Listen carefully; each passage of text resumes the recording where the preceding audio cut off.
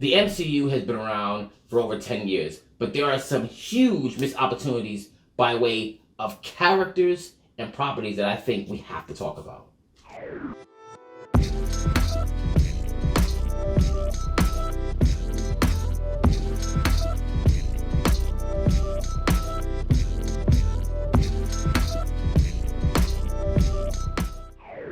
Hey, what's up, Nerd Fam? This is your boy Gashawn. I want to welcome you to Enter the Nerd. Today, I wanted to talk about some of the missed opportunities, at least in my opinion, of the MCU by way of characters or teams or just properties in general that should have been introduced much earlier, if at all, because most of these that I'm saying here are not actually in the MCU. But the reason why I thought they were missed opportunities is because they expand the universe and add more in a way that not only makes me personally happy because I do like these characters. I am going to say I'm biased because of that. That's why I chose them first initially. But I'm also thinking about how these characters could add more to the universe, especially for the general audience that doesn't read books, specifically comic books like me and a lot of other people. Because here's the thing. Contrary to a lot of the complaints that I've made about the MCU, all those characters and properties and stories that I've read, I want to be on the big screen. I want everyone to be able to see it because, honestly, I just think they're awesome. And the storytelling has been great for decades to get what we're getting right now. So without further ado, let me get into some characters that I believe are some of the MCU's biggest missed opportunities. Number one is kind of a twofer, right? Night Thrasher and the New Warriors.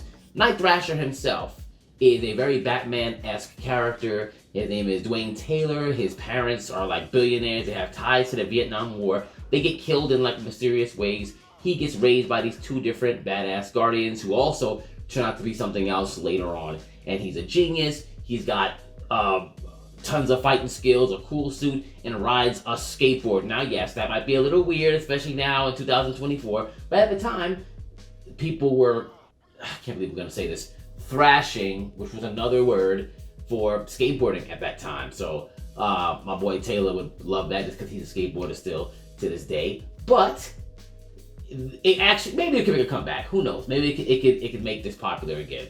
Maybe. Either way, he looks dope. He has a great story, and he happens to be the leader of the New Warriors. And this is something that's really cool because he looked at the Fantastic Four in the comic and goes, you know what? I need to make a team like that. So let me figure out who would be my thing, like the Tank. So he goes to find Nova, and Nova at this time is like semi-retired. He doesn't have his powers anymore for some reason, and he throws him off a building because he figures maybe something stress-related will get his powers back, kind of fucked up, and it works. So he joins the team. Then there's Firestar as a human, the Human Torch position, and then Marvel Boy as the Invisible Woman's position, right? And he has that team, and I believe the first villain they fight is Terrax, which is like one of the former heralds of Galactus. So they're not fighting scrubs. So what's really cool about this is that we get an alternative team with different heroes that people have not seen before. And yes,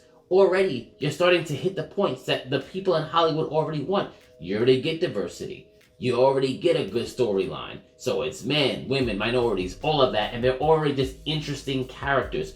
Night Thrasher in his own show, which if they wanted to do it, this could be a Disney Plus show, maybe 1 or 2 seasons that talk about his own thing, maybe season 1, then a season of the New Warriors, and then goes back to like the second and final season for him if they want to do something like that. But it doesn't take much for him. A lot of it will be very grounded, mystery, stuff like that. It'd be an easy win, especially when it expands into the New Warriors. And remember I mentioned Nova, we're going to talk about him in a little bit, right? Matter of fact, you're talking about him right after the New Warriors, but the New Warriors goes directly also into the X-Men because they fight Gideon, who is a mutant. Technically, he's an external to be exact. That's like an immortal type of mutant, very kind of like related to the Thanos, whatever Thanos is also. I'm loosely defining that right now, so I'm actually gonna have Sway put that down there on the screen so we can get like a much better definition for you. But he also helps, the New Warriors also help Thor fight the Juggernaut at some point. Come on. Like, this is an awesome team. So now, we've got Night Thrasher, we've got New Warriors with their own team, and then that stuff can split into its own thing as well. Now, speaking of what it would split into, that's when we get into Nova. Nova goes right into the Marvel Cosmic era. Now, Nova is kind of like, personality-wise, Spider-Man and Green Lantern at the same time. Why do I say this is a missed opportunity? Is because look at what they did to the Nova Corps in Guardians of the Galaxy. Do they look like Green Lanterns? Do they look like they're really powerful? Well, they're supposed to be, and they're supposed to get their powers from something called the World Mind. None of that is present. They're just guys with helmets and SWAT gear on. So we miss that whole thing. And Nova himself has so much character development when he goes like this jokey kid to seeing the Nova Corps get annihilated by Annihilus. No pun intended. But that whole arc is called Annihilation, and it changes his whole way of being when he watches people that he considers his family all get slaughtered by this giant, powerful, almost humanoid insect creature named Annihilus, which is it's a fantastic story, and that's something that we could have also got. I know they're supposed to be coming out with a Nova show, but we don't really know how that's going to end up. We don't even know if it's going to be Richard or Sam Alexander. And honestly, with all the other things that don't actually take place yet, because they were going to do a New Warrior show as well, and that was on Hulu, and it was ass. And it had that girl that was like the AT&T person playing Squirrel Girl and being the leader of the team. Don't ask. But that's what they were going to do with these. Now, somebody will go, well, how are these new properties? You sure maybe they don't want to do that because they don't know if it's going to do well? Didn't I just mention Guardians of the Galaxy? If you write something well, it'll work. And let me tell you something. When it comes to Guardians of the Galaxy, as a film, well, first off, how the characters are versus their comic book characters, comic book counterparts, pardon me, I have always favored the comic book counterparts, and I've always had this weird internal battle because I think the films are actually entertaining, but they're so far off the mark from what the characters are in the comic. But I can still say that Guardians of the Galaxy 1, 2, and 3 is probably the best self-contained story that the MCU had, even up until this day, because that story services those characters in the way where it's supposed to, in a way that a lot of the other, well, none of the other stories actually do for theirs. So that can be had anywhere. We could have something like that for Night Thrasher, we could have something like that for New Warriors, we can have something like that for Nova. And those things could literally go to Disney Plus and actually give Disney Plus some value instead of being whatever the hell it is right now. The next, another personal favorite of mine, but a character that I think could definitely add some more depth, is Blue Marvel. Now, Blue Marvel is another character that was actually made in the 2000s by Kevin Graveau. He's a guy that's actually the big black bald werewolf in Underworld, but he's also an excellent writer, right? I believe he also created Underworld, right? He wrote it. Or co-wrote it, one of those two, right?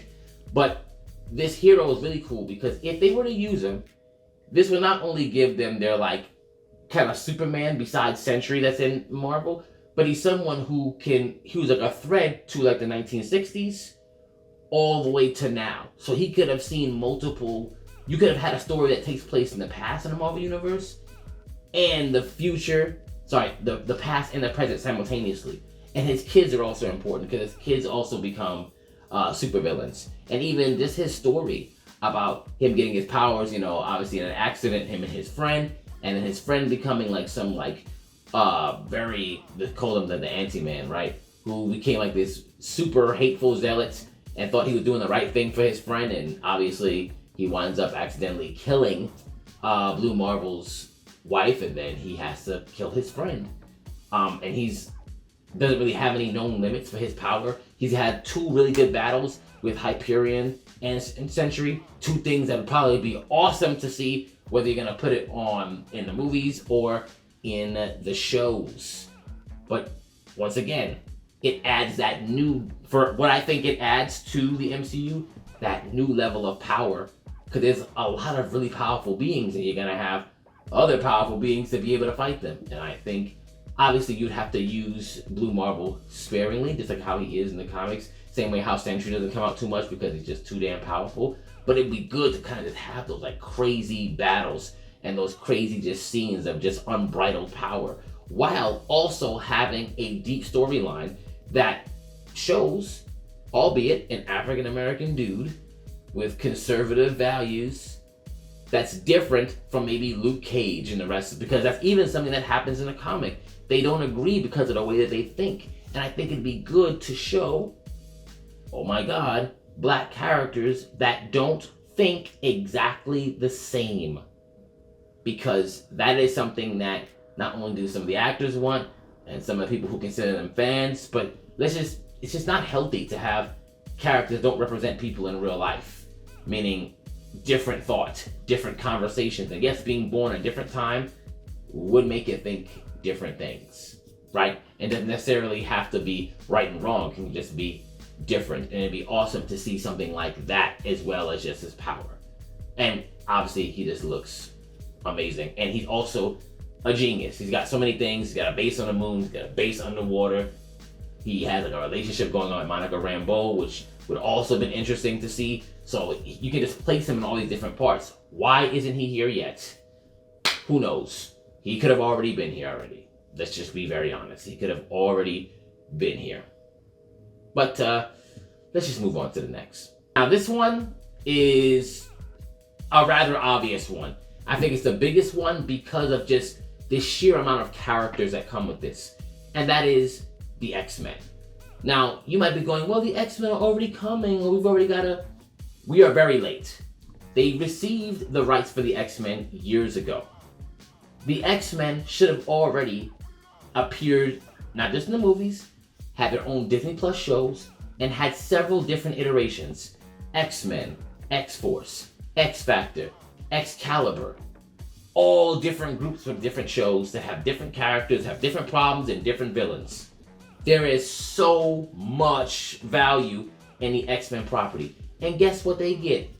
All the things they want. Diversity, representation, what they say. It's all there. The X-Men has already had it. You don't need to change it. They already have diverse characters. It's built in. But for some reason, they take forever and a day. Because I'm going to be honest with you. If I was Kevin Feige or whatever, and once I got those rights back, whatever plans that I had without them, we working them. We have to get them in here because they're going to add so much value, especially because the fact that we did like a Civil War without any X-Men, without any of that, it's why, in my opinion, I know as entertaining as that movie was, for me, it was garbage by way of that storyline was like a skeleton in comparison to what it really should be. Honestly, right? But with X-Men comes Alpha Flight, the Canadian team, for which the leader of which is actually Wolverine's cousin. Wolverine, right? Like you get all those characters that could get their own show if you really want to. Why are we waiting? Why is like the first real mention of like kind of like a mutant, like obviously before this in like a MCU show is like Kamala. Apparently Kamala is a mutant, and then they played the little X-Men theme song when they said it. Come on. And honestly, just to kind of tag along to the X-Men, all the Fox properties that they got back. We got Fantastic Four late. We're getting it now, and now we have Robert Downey Jr. playing Doom, whatever. We'll get into that later. Ghost Rider and Blade. These are easily heroes that could fit into like the occult. Midnight Suns. Go look it up. Excellent. We could be getting like this whole occult supernatural version. Moon Knight could have been there, but they chose to do whatever the hell it is they did with that. So all those Fox properties we got back on the tail end of obviously their acquisition. Actually, they came before the acquisition to X-Men. They got them back before.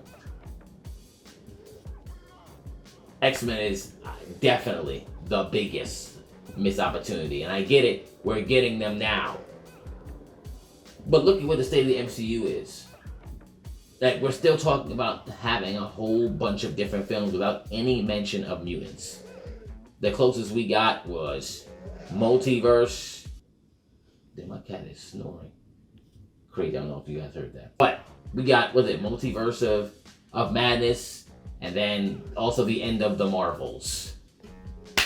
And like I said, Miss Marvel is Kamala Khan.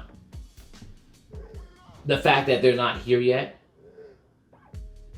with everything that they can give. Look at X-Men 97. Look how people love that. Just that one show. That one show. Imagine.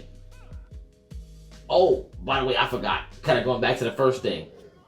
Night Thrasher had a whole bunch of crossovers with the Punisher, fights with War Machine, all types of like really cool stuff that he was involved in. I mean, I know I went all the way back to the front, but I'm excited about something like this because honestly, these are characters that could do so much. And mind you, I'm gonna make a different video that talks about other characters, like in my opinion, like Moondragon and some other ones I think could really add some more depth to things in the MCU. And I believe that they missed that opportunity. Now, could they still add them? Could they like just scrap the universe as it is? Sure, they could. I don't think they will. So, as of right now, it's a missed opportunity. Let me know, what are some characters that you believe are a missed opportunity? And we'll see if we can talk about them in the next video. Until then, into the nerd.